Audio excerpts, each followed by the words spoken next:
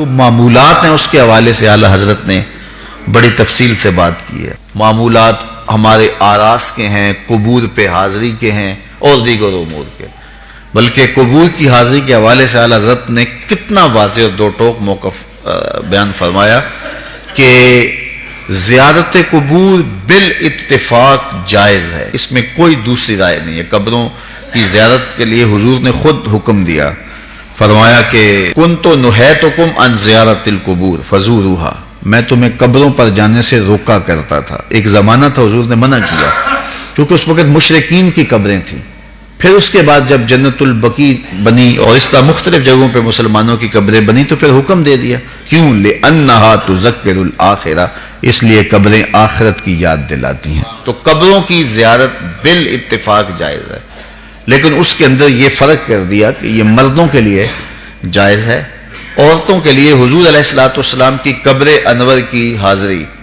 حضور کی شفاعت کا سبب اور ذریعہ ہے۔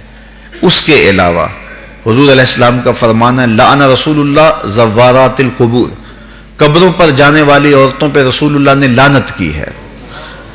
اور اس پر علماء نے لکھا ہے کہ جو فزوروہا کی اجازت ہے، کیا اس میں عورتیں شامل ہیں یا نہیں شامل؟ تو ایک کثیر طبقہ کہتا ہے کہ عورتیں شامل نہیں ہیں، اور جو ان کو شامل مانتا ہے اس کو بھی شرائط سے مانتا ہے۔ ایک تو محرم کے ساتھ جائیں، دوسرا وہاں اختلاط مرد و زن نہ ہو، اور تیسری شرط یہ ہے کہ عورتیں جزا فضا نہ کریں، واویلا نہ کریں، جس طرح عورتوں کے اندر جو ہے وہ صبر کی کمی ہوتی ہے مردوں کی نسبت۔ تو اگر ان شرائط کو پورا کیا جاتا ہے تو پھر جو ہے وہ مخصوص جگہوں پہ عورتوں کا چلے جانا قبروں میں جائز ہوگا، اس طرح والد کی قبر پہ جا رہی ہیں، والدہ کی قبر پہ جا رہی ہیں، لیکن ان شرائط کے ساتھ۔ لیکن بعض نے کہا کہ نہیں، مطلق نفی ہے، لیکن جنہوں نے جواز قرار دیا انہوں نے بھی ان 4-5 شرائط کے ساتھ جو ہے وہ جواز قرار دیا۔ باقی جو اختلاط مرد و زن جہاں ہوتا ہے اور محرم کے بغیر خواتین جاتی ہیں، جس طرح کہ ہمارے ہاں مروج ہے، اور یہاں بسوں کی بسیں بھر کر کے مختلف درباروں پر مزارات پہ جا رہی ہیں، اعلیٰ حضرت سے پوچھا گیا جائز ہے یہ نہیں جائز، فرمانے لگے مجھ سے یہ پوچھتے ہو جائز ہے، مجھ سے یہ پوچھو ان پہ لعنتیں کتنی برستی ہیں۔ فرمایا جب وہ گھر سے نکلتی ہیں تو ان پر لعنتیں برسنا شروع ہو جاتی ہیں، اور تم اس کو مجھ سے جواز کا فتویٰ مانگ رہے ہو۔ تو اب دیکھیے کہ یہ ہمارے معاشرے میں ہے کہ نہیں ہے، اور اس کو کیوں نہیں روکتے؟ اس لیے کہ وہ کہتے ہیں اگر عورتیں نہیں آئے گی تو بابے کا گلہ کون بھرے گا، اس لیے کہ پیسے تو عورتیں ڈالتی ہیں، اس لیے وہ کہتے ہیں کہ ٹھیک ہے، اور اس کے لیے آنکھیں موند لیتے ہیں، بند کر لیتے ہیں۔ ضرورت ہے کہ عورتوں کو مزارات پہ حاضر ہونے سے منع کیا جائے، وہ گھر کے اندر رہیں، اور اگر وہ جانا چاہتی ہیں تو یہ شرائط ہیں جو ہمارے علماء نے دی، اور ان شرائط پر پورا اترنا اتنا آسان نہیں ہے۔ اسی طرح اللہ نے فرمایا کہ جو ہے وہ زیارت قبور بالاتفاق جائز ہے، عورتوں کی جو بات ہے وہ آپ نے بیان فرما دی۔ دوسری بات فرمائی سجدہ قبور اور طواف قبور بالاتفاق حرام ہے، اس میں کوئی دوسری رائے نہیں ہے۔ قبروں کو سجدہ کرنا اور قبروں کا طواف کرنا بالاتفاق حرام ہے، اس میں کسی کا کوئی اختلافی نوٹ نہیں ہے کسی بھی عالم کا۔ اور تیسری چیز فرمایا کہ بوسہ قبور اس میں اختلاف ہے، مختلف ہی ہے، لیکن احوط یہ ہے، احتیاط اسی میں ہے کہ نہ دیا جائے۔ یعنی قبروں کے بوسے کے بارے میں کچھ علماء قائل ہیں، کچھ علماء نہیں قائل، لیکن اعلیٰ حضرت فرماتے ہیں کہ دور موجود میں یہ ہے کہ احتیاط اسی میں ہے کہ بوسہ قبور نہ دیا جائے، لیکن فرمایا کہ اس کے باوجود بھی کچھ لوگوں کی خاص کیفیت ہوتی ہے، تو وہ مناسب حال ہوتا ہے تو فتویٰ اس حال کے مطابق ہوگا۔ اور اس کی دلیل جنہوں نے قبروں کو چومنے کی دلیل لی ہے انہوں نے حضرت ابو ایوب انصاری، حضرت بلال بن رباح رضی اللہ تعالیٰ عنہ کا عمل لیا ہے۔ حضرت ابو ایوب انصاری حضور کے روضے پہ، حضور کی قبر پہ ایسے بازو پھیلا کے جو ہے وہ بوسے کر رہے تھے کہ مروان آیا تو اس نے دیکھا اور اس نے پوچھا کون ہے، اور اس کے لہجے میں کڑک تھی اور انداز یہ تھا کہ یہ کیا کر رہے ہو؟ تو جو شخص اس طرح قبر پہ لیٹا ہوا تھا اس نے سر اٹھایا، فائزہ ہوا شیخ ابو ایوب انصاری۔ تو سر اٹھانے والے حضرت ابو ایوب انصاری صحابی رسول تھے، تو مروان کی آنکھوں میں آنکھیں ڈال کے کہنے لگے میں کسی پتھر کو نہیں پوج رہا، اپنے آقا کی قبر کو چوم رہا۔ تو یہ دلیل انہوں نے لی ہے، لیکن یہ دلیل اس صورت میں بن رہی ہے کہ یہ ان کی خاص کیفیت تھی۔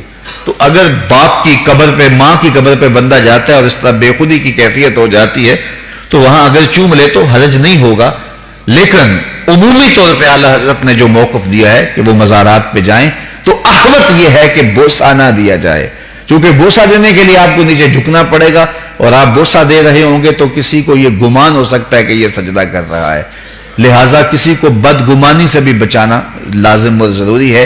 اس لیے فرمایا احتیاط اسی میں ہے کہ قبروں کو بوسہ نہ دیا جائے اور احتیاط کی جائے۔ دنیا کے اوپر جتنے بھی لباس پہنے جاتے ہیں ان کو کئی کئی جیبیں لگی ہوتی ہیں، شلوار قمیض ہو یا پینٹ شرٹ ہو تو کئی کئی جیبیں لگی ہوتی ہیں، صرف ایک لباس ہے جس پر جیب کوئی نہیں، اور وہ کفن ہے۔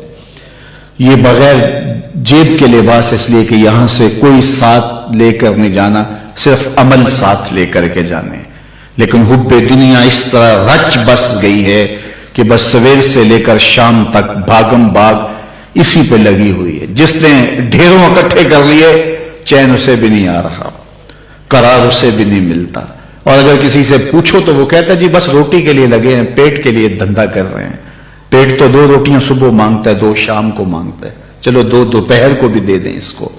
یہ اتنا کچھ کیوں ہو رہا ہے؟ یہ حب الدنیا و کراہیت الموت، یہ دنیا کی محبت، اور حب الدنیا راس و کل خطیہ، ہر گناہ کی جڑ دنیا کی محبت ہے۔ آقا کریم نے فرمایا مجھے اس بات کا کوئی ڈر نہیں ہے کہ میرے بعد تم شرک میں مبتلا ہو جاؤ گے، بت نہیں پوجو گے، تم شرک میں مبتلا نہیں ہوگے، مجھے اس بات کا ڈر ہے کہ میرے بعد تم دنیا دار ہو جاؤ گے۔ دنیا میٹھا خواب ہے، اور اس دنیا کے اوپر ہم آئے ہیں چند دن کے لیے، لیکن لگتا ہے کہ یہاں سے ہم نے جانا ہی نہیں ہے۔ سامان 100 برس کا، پل کی خبر نہیں، تھوڑا سا وقت ہے، اس وقت کی حفاظت کیجئے، اس کو یاد الہی میں گزاریے۔ آج موقع ہے، توبہ کا دروازہ کھلا ہے، کل یہ دروازہ بند ہو جائے گا، اس وقت کے پچھتاوے سے کوئی فائدہ نہیں ہوگا۔ آج کا پچھتاوا کل کی بہتری کی ضمانت ہے۔ وقت پر کافی ہے قطرہ بھی آب خوش ہنگام کا، جل گیا جب کھیت برسا می تو پھر کس کام کا۔ آج موقع ہے، وہ کسی نے کہا تھا آج ساوی نے کھلے راوی نے، انج ٹوک نوکھڑے ٹکڑے نہیں، روز ایسے وقت نہیں آتے ہیں۔ آج وقت ہے، آج توبہ کا در کھلا ہے، مغرب سے سورج طلوع نہیں ہوا، یہ ڈوبتا سورج ہمیں روز کوئی خبر دیتا ہے کہ جناب تم بھی ڈوبنے والے ہو۔ یہ سڑکوں کے کناروں پہ بھی قبرستان دکھائی دیتے ہیں، اور آبادیوں کے اندر بھی یہ ہمیں بتاتے ہیں کہ تم مٹی کا رزق بننے والے ہو۔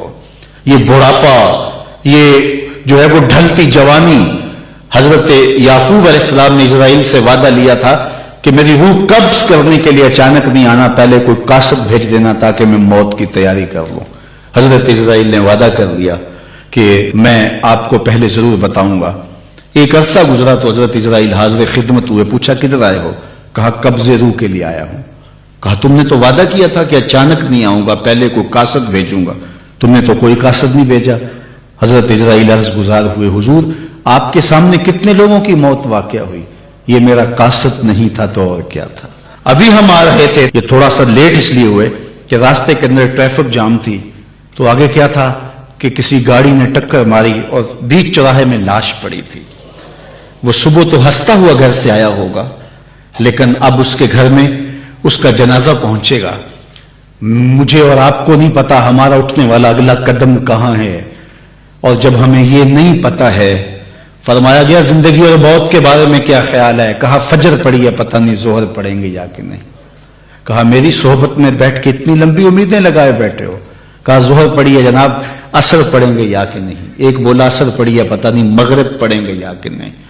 ایک نے کہا ایک رکعت پڑی ہے، پتہ نہیں دوسری رکعت بھی پڑھنی نصیب ہوتی ہے یا نہیں۔ فرمایا یہ سب تمہاری باتیں، میں تو کہتا ہوں ایک طرف سلام پھیرا ہے، پتہ نہیں دوسری طرف سلام بھی پھیر سکیں گے یا کہ نہیں۔ کیا موت اتنی قریب نہیں ہے؟